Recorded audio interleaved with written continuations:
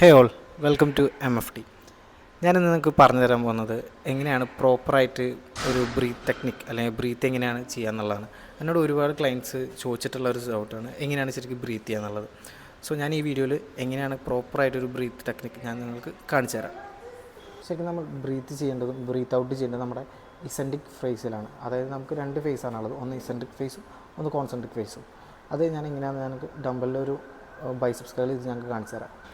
So ഇതാണ് നമ്മുടെ ഇസെൻട്രിക് face, ഇതാണ് നമ്മുടെ കോൺസെൻട്രിക് ഫേസ്. ഓക്കെ, ഇതിൽ നമ്മൾ ഇസെൻട്രിക് ഫേസിൽ നിന്നിട്ട് നമ്മൾ ബ്രീത്ത് ഇൻ ചെയ്യുക, എന്നിട്ട് ആ ബ്രീത്ത് ഹോൾഡ് ചെയ്തിട്ട് നമ്മൾ കോൺസെൻട്രിക് ഫേസ് വന്ന് തിരിച്ചു വരുമ്പോഴാണ് ബ്രീത്ത് ഔട്ട് ചെയ്യേണ്ടത്. സോ ഞാൻ കാണിച്ചു തരാം. ബ്രീത്ത് ഇൻ ചെയ്യുക, എന്നിട്ട് ആ ബ്രീത്ത് ഹോൾഡ് ചെയ്യുക.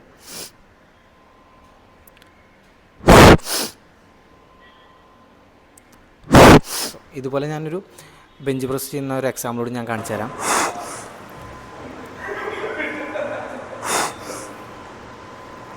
ഓക്കെ, ഇനിയാണ് ഇതിൻ്റെ main point. Why this technique, അല്ലെങ്കിൽ എന്തിനാണ് ഇങ്ങനെ ഒരു ബ്രീത്ത് ടെക്നിക്ക് നമ്മളിതിൽ കൊണ്ടുവരുന്നത്.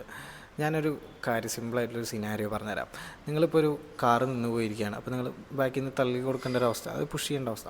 സോ നിങ്ങളൊരു കാറ് പുഷ് ചെയ്യുകയാണെങ്കിൽ നിങ്ങൾ എപ്പോഴും നിങ്ങളുടെ ബ്രീത്ത് ഹോൾഡ് ചെയ്യുക. ബ്രീത്തിങ് ചെയ്ത് ബ്രീത്ത് ഹോൾഡ് ചെയ്യും, കാരണം ആ പുഷ് വരാൻ വേണ്ടിയിട്ട്. കാരണം നമ്മുടെ ബോഡി എപ്പോഴും നമ്മുടെ ബോഡി അത്ര സ്ട്രെങ്തൻ ആയിരിക്കുക, അല്ലെങ്കിൽ നമ്മളൊരു പുഷ് ചെയ്യാനൊരു അത്രയും കാപ്പബിലിറ്റി ആയിരിക്കുക നമ്മുടെ ബ്രീത്ത് ഹോൾഡ് ചെയ്യുമ്പോഴാണ്. നിങ്ങളത് കോമണായി നിങ്ങൾ ശ്രദ്ധിച്ചാൽ മതി. നിങ്ങളൊരു കാർ ഇങ്ങനെ എന്തെങ്കിലും പുഷ് ചെയ്യേണ്ടി വന്നാൽ നിങ്ങൾ ശ്രദ്ധിക്കുക, അല്ലെങ്കിൽ എന്തെങ്കിലും ഒരു വെയിറ്റ് പുള്ളി ചെയ്യേണ്ടി വന്നാലും നിങ്ങൾ ശ്രദ്ധിച്ച് നോക്കിയാൽ നിങ്ങൾക്ക് മനസ്സിലാവും നിങ്ങൾ ബ്രീത്ത് ഹോൾഡ് ചെയ്യുകയാണ് ചെയ്യുക. സോ അത് തന്നെയാണ് നമ്മൾ വർക്കൗട്ട്സിൽ ആഡ് ചെയ്യാനായിട്ട് പറയുന്നത്.